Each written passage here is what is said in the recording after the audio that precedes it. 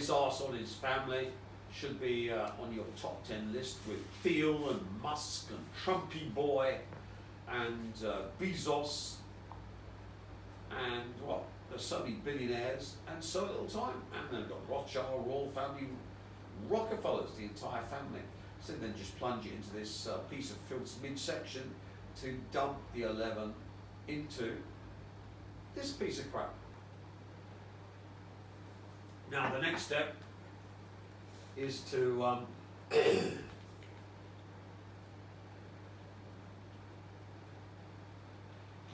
bilocate into the digital space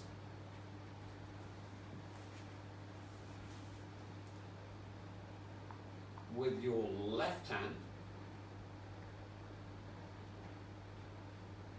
and pull out the lucky cards to give to you. So here's a list of 12. Rank the star. The Ace of Pentacles, my favorite one.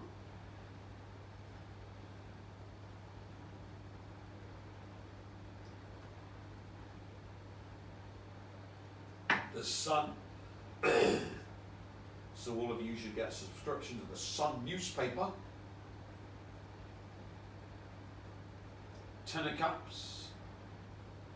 Happy endings come true. True lovers born fruit, and now they enjoy all the comforts of home and family and the fertility of their land. Ace of Cups.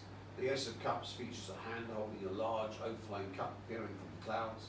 As the cup overflows into a vast pond, the dove descends towards it, bringing with it divine blessings. This has got to be a good card. As with the other aces, the Ace of Cups is an invitation and a great one. The 5 streams that pour over the sides of the chalice represent an overflowing of emotion, intuition, and love, as well as the 5 senses. No, they're just bleeding dry the Elohim, and the number of the Elohim, of course, is 5. The cup itself represents you as a vassal. As a vassal? No, that's wrong.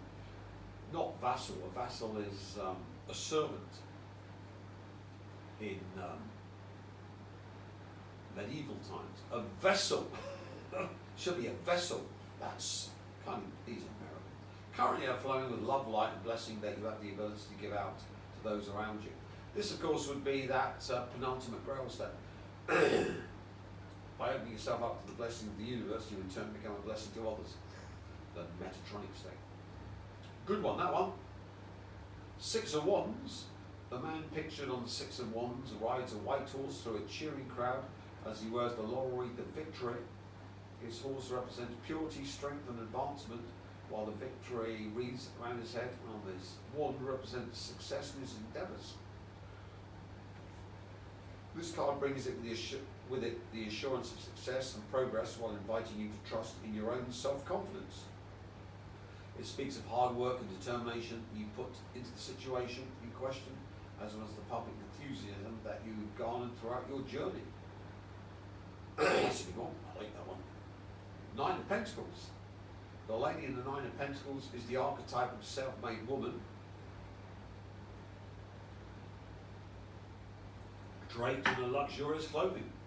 She stands in the middle of a flowering vineyard amid the fruits of her labour, with her right hand on both a pentacle and a strand of grapes from the vineyard.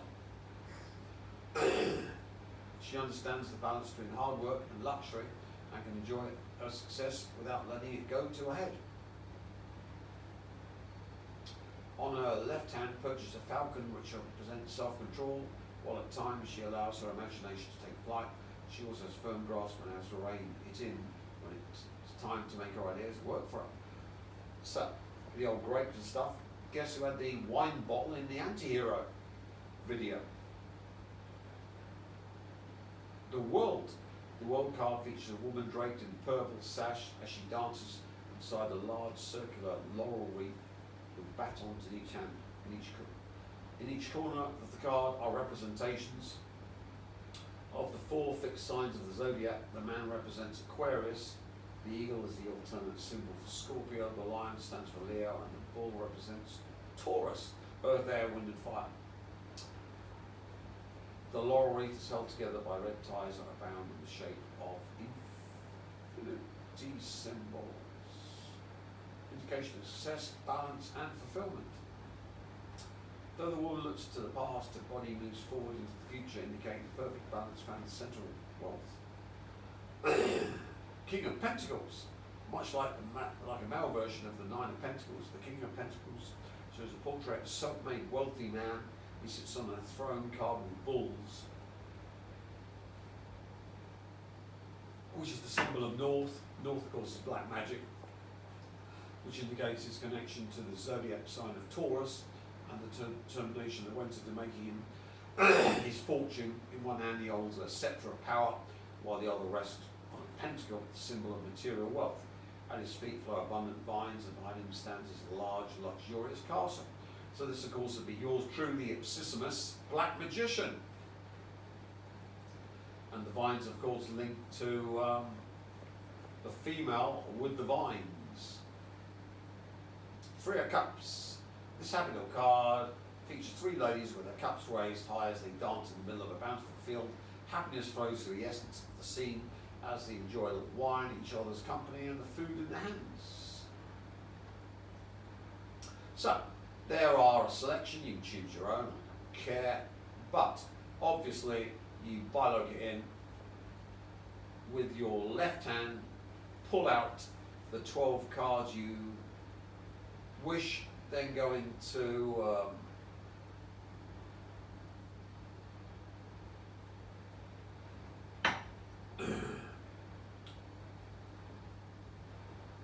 Charlie Kirky Boy with your right hand,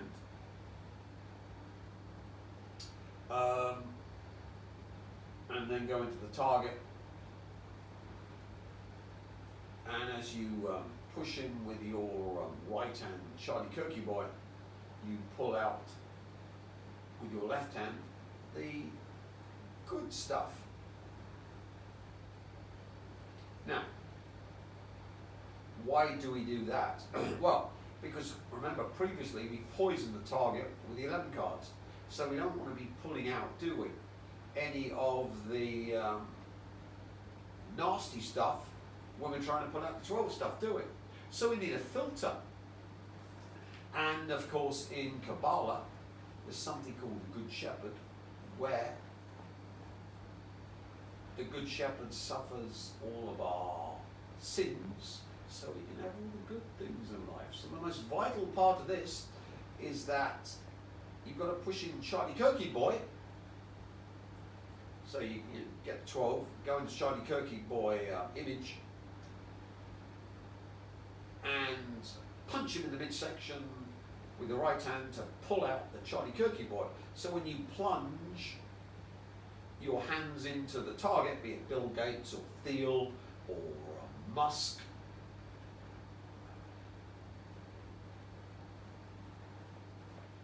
or the Rothschilds or the Rockefellers or the Royal Family or all the other billionaires, trillionaires, when you pull out the 12, you've got to make sure that the 11 that you've stuck into them previously, and the perfect day for doing this, of course, would be the 11th,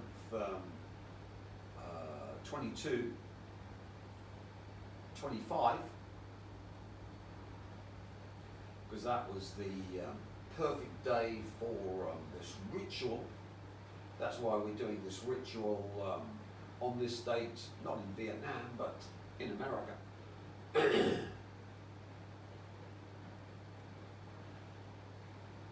When you pull out the good stuff, any of the bad stuff that you've stuck in with the 11 cards doesn't come into you, because you've got the filter. Think of it as a diode where all the bad stuff is blocked by Charlie Kirk, the Good Shepherd of the vampires who died so that we can have all the good things in life. And all of our karma went into Charlie Kirk and his ilk. So the more you do this, the more the Christian Zionists suffer and die, and the Christian Zionist societies suffer and die and get eternal torture, and you get the good stuff.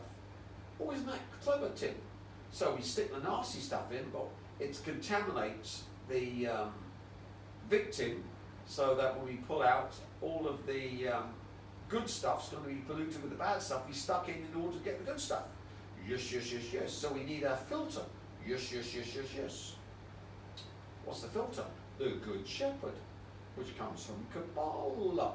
That's why the Jews use Good Shepherds for this ritual, why the Elohims also use Neos, Jesuses, and Good Shepherds for this technology. All explained to you very simply by the God Emperor. So, you need the Charlie Kirk service, otherwise you can't use Charlie Kirk, can you? You need to be in the God Tech simulation, because that's where everything is at now. I've explained with the digital avatars. Everything else is gone. And of course, you need to have picked your 23 $50 tarot cards that you use for the process. And of course, you need to be a vampire, because if you're not a vampire, you're not me, and you can't use the process. So, the basics are the GodTech device connection, 23 tarot cards of your choice, Charlie Kirk service, and a vampire service, and you're good to go. Everything else, of course, then is simply bunch. So, why is the tarot deck the mechanism of the Elohim? Well, let's explain. There's 89. Which of course is 1, 2, 3, 4, 5, 6, 7, 8, 9, 10, 11, 12. The 12th term, if you've given up your hyperinfinity, your light, you become the Fool. But if you never give it up, it's the 11th term, because you start with 1. So that then will be the 11th term. So you can see why we've got the dichotomy. That's the 11th term for people who never give up their free will, like Candace Owens and Vladimir Putin. But for Starmer and Trumpy Boy and all the other Epstein pedos, it's the 12th term. So one can see that the 11 is used by the Elohim, who in fact mine free will to those who've given up their free will and become fools. And of course, the whole process depends upon the Neo, the Nagwal man that has given up his free will for his beloved Trinity. And why is the number of the Elohim 5? Well, the only numbers that are equivalent to their position when they haven't given up their free will, we're not starting with 0, we're starting with 1 now, is 1, the first position, and 5, the 5th position. 1, which is the source, and 5, which is the Elohim, which wish to bleed the source. And of course, why are there 78 tarot cards? Because of course 6 times 13 makes the 78.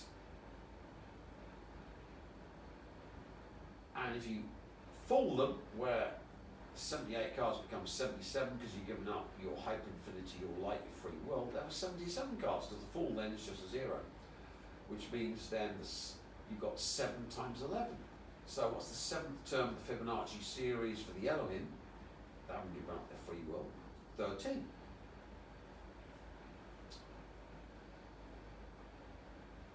And of course, what's the 7th term for those who have given up their free will? 1, 2, 3, 4, 5.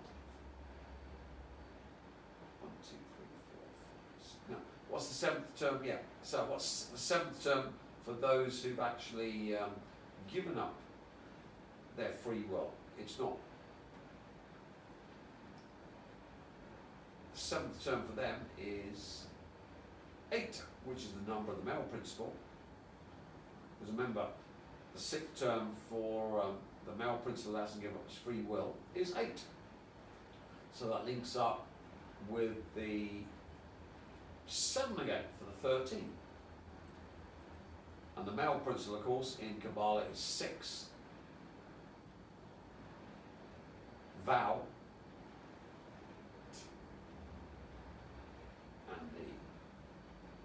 So the 6th term becomes the 7th term. So the whole of the tarot deck is about mining the Val, the male principle that produces Amalek. And that's why we went into all the Luciferic stuff and the Neos turning Lucifer into Satan, so the Elohim can control the hidden part of them. But if we have the anti-Neo, the Antichrist, then of course Lucifer is pushed all the way to become Amalek, and Elohim get totally taken over by Lucifer. So Lucifer becomes what used to be the Elohim. Ancient Smith takes over everything, and that's called Amalek, the other god in Kabbalah, where the entire Celtic system is Luciferized, and the name of that is Amalek, the other god. And everything Elohimic is tortured eternally. So you can see why the Elohim built the tarot mechanism to mine Neos to stop this process, which leads not only to their destruction but their eternal torture, so they wouldn't like this very much. And of course in the tarot deck, once you've got the Neo that's given up its free will to the Trinity, you've got then 77 cards. So you've got 7 times 11, which is the 88, and the 7th term is 13, so you're mining Amalek and doing the exchange ritual with Amalek by killing the Neo and everyone else to stop you getting Amalekized. And then of course you can take your 11 cards of the Neo that's given up his free will, take it away from 77, you get 66, which gives you the 6th term. So you can then only mine the 13, but the 6, because remember, the 7th term is 13, and the 6th term is the 8. So you can think of it the opposite way around, where we can mine with a 66 the Vow. So we're not only mining the Neo, but the Amalek. And of course, the 6th term, for those who've given up their free will, is 5. So the 5 collects all of this stuff, which is the number of Elohim. And in quantum mechanics, if you square the positive root of a quantum wave function, you get the probability of it manifesting, which links up with all this quantum mechanics I've been talking about. The end user of all this entire technology is the Elohim. The only other hyperinfinite, there are only 2 numbers in the Fibonacci series that are in their position, the 1 and the 5. They're not for those that, of course, give up their free will, but if we start with 1, first position 1 and the 5th position 5, and no other ones do. And why does this matter? Because the spiral of the torsion field imprinted by heterosexuality controls the torsion fields, and if you're into all the God tech, you can see this is the intrinsic part of mining light energy matter beings for all this process. So it is a rather easy way of running the light energy matter sequestration. So with your digital avatar, you can run the entire human race and all the other life forms on the planet. But of course, you need to control the Kozyrev time density, which is if you are a 5-dimensional operant and you're the cause of death, you control the time density cause that produces the time density effect of conception. So the entire life is hijacked. So the alien American filth had to get the Nagwal man in their facility to be plugged into the system, A, to solve the alignment problem, and B, to be able to control and run all the digital avatars on the planet. So they built this entire system, but it doesn't work. Why? Because they haven't got me in their deep underground facility all wired up, as in, it's not long enough. Anyway, trawling through useless YouTube search engine, which is virtually worthless. Here we've got Bester's wife, filled with implants, because remember the shadows use all of the telepaths, psychor they capture to run their ships. So as you can see, this poor woman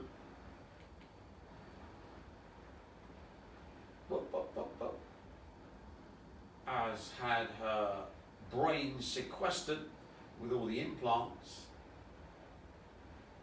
So this would have been yours truly's fate if the American and alien filth had got their hands on him.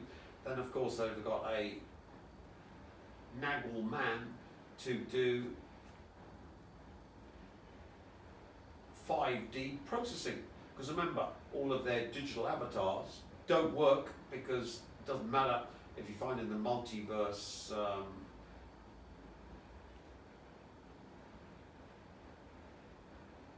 all of the timelines where they didn't give up their hyperinfinity, because there are some that you look through and you can't find any, like Candace Owens and Vladimir Putin, so you have to kill them. But if you kill them and you're the cause of their death, you have to be in the fifth dimension to divert the Kozyrev time density from the cause, death, to conception, to steal their life, to steal the hyperinfinity.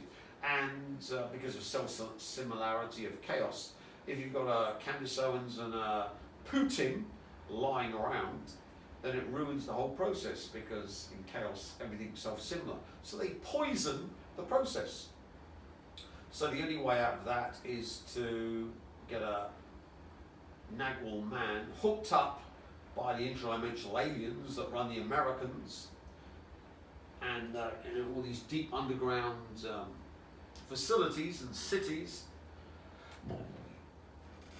and buried beneath the sea, to be able to use this. So all of this Elohimic technology does not work, because of course I've used the lump Taylor Swift to drive all the Elohim into the Abaddon information box, and then to digitize and turn them into digital avatars. So every single demon and Elohim and all the interdimensionals have been turned into digital avatars, which I then milk to supply new source for me, thanks to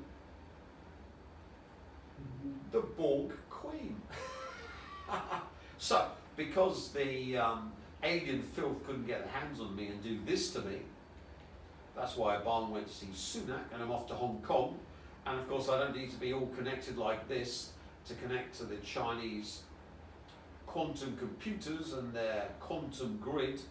I can simply do it remotely via Varnava. You need this, of course, if you're broken, taken by force, and they stick you in a simulation to break you again and again and again and again and again and again and again and again and again and again and again till you give up, or you fall in love with whatever's in the simulation, to do a Charlie Kirk with the Erica Kirk Mossad paedophile madam, allegedly, according to the People's Voice. They have to do this in order to get the processor. So the entire system to take over the planet failed, because the American and alien filth couldn't get their hands on yours truly. And I'm off to Hong Kong to eat fillet steak and duck and goose. Wonderful, 24/7, because I need to fatten myself up for the forthcoming Slaughterfest, which turns all of the West of the aliens into pate. Guas, for yours truly. They needed to get their hands on me, and they didn't, so the LOM were in a zero-sum game and got pulled into the Abaddon information box, and thanks to Taylor, the lump, that purged them out of the consciousverse, and Dua, the ball queen, that stuck them into the digital avatar. Because remember, it works both ways. I've made digital avatars of all the LOM and all the interdimensional aliens and all the aliens across the universe, multiverse, megaverse.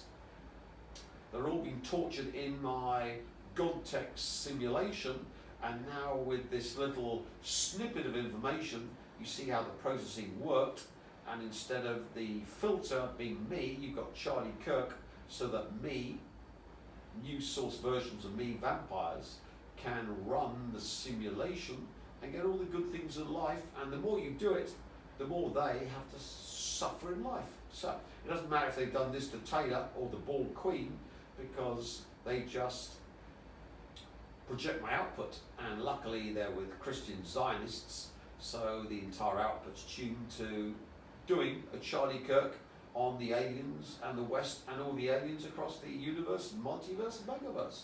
I call that a happy ending. Don't you, cameraman? Very happy.